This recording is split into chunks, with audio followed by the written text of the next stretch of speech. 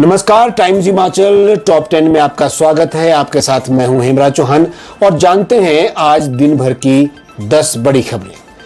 शुरुआत मनाली के ओल्ड मनाली क्षेत्र में एक जिम्नी वाहन अनियंत्रित होकर के मनालसू नाले में गिर गया। हादसे में मंडी और कुल्लू के 2 युवकों की मौके पर ही मौत हो गई है और 3 उसमें लोग अन्य घायल बताए जा रहे हैं। घायलों का अस्पताल में उपचार भी चल रहा है। पुलिस ने मामला दर्ज करके दुर्घटना के कारणों की जांच शुरू कर दी है। बीबीएमबी परियोजनाओं में हिमाचल प्रदेश के हिस्से को लेकर के लंबे समय से चल रहे विवाद में केंद्र सरकार ने कैशलेस सेटलमेंट का प्रस्ताव दिया है। इसके तहत नगद भुगतान के बजाय बिजली के रूप में बकाया दिया जाएगा। हिमाचल और हरियाणा तो इस पे दोनों जो राज्य हैं वो सहमत है, लेकिन पंजाब इसमें ऑब्जेक्शन कर रहा है और कोर्ट ने पंजाब से इसके लिए रिपोर्ट तलब की है। विधानसभा के मानसून सत्र से पहले हिमाचल में मंत्रिमंडल विस्तार और विभागीय फेरबदल की संभावनाएं भी तेज हो गई है। दिल्ली में मुख्यमंत्री सुखविंदर सिंह सुक्खू और कांग्रेस नेतृत्व की बैठक के बाद संगठन में नई नियुक्तियों और रिक्त मंत्री पद और विधानसभा उपाध्यक्ष पद पर नियुक्ति की चर्चाएं भी जोर पकड़ रही है।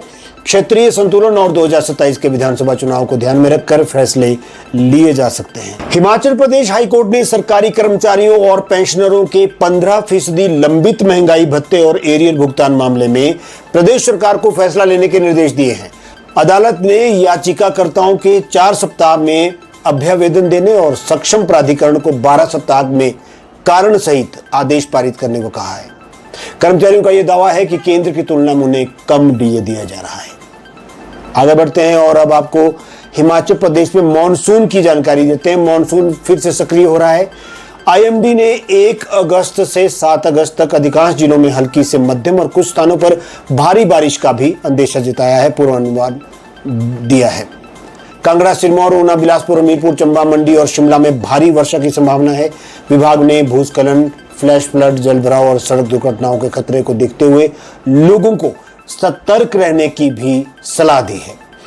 हिमाचल प्रदेश ने राज्य में विभिन्न विकास परियोजनाओं और योजनाओं में वित्त पोषण के लिए खुले बाजार से 700 करोड़ रुपए का ऋण जुटाने का फिर से निर्णय लिया है। राज्य के वित्त विभाग ने इस संबंध में एक अधिसूचना भी जारी कर दी है।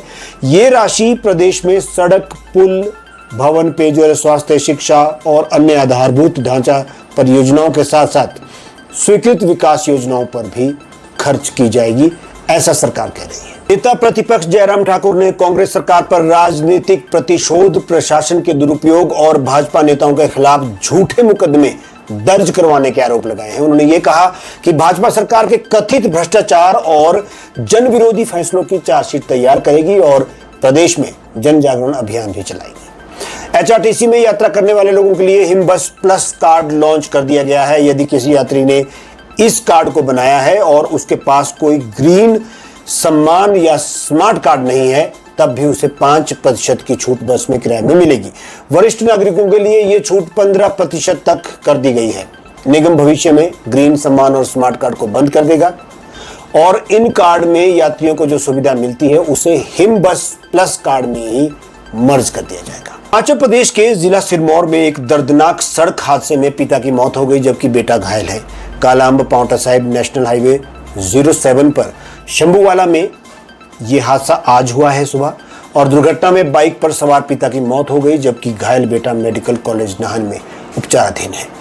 और हिमाचल प्रदेश विधानसभा का मानसून सत्र का शेड्यूल तय हो गया है। 21 अगस्त सुबह 11 बजे सत्र का आगाज होगा।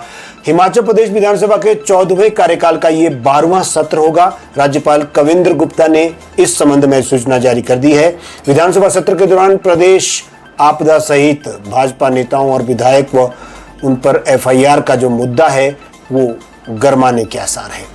टॉप 10 में आज बस इतना ही। आप हमें यूट्यूब के साथ साथ फेसबुक और इंस्टाग्राम पर भी देख रहे हैं और हाँ, आप हमारी खबरों को देख, सुन और पढ़ सकते हैं www.timeshimachal.com पर लॉगिन करके।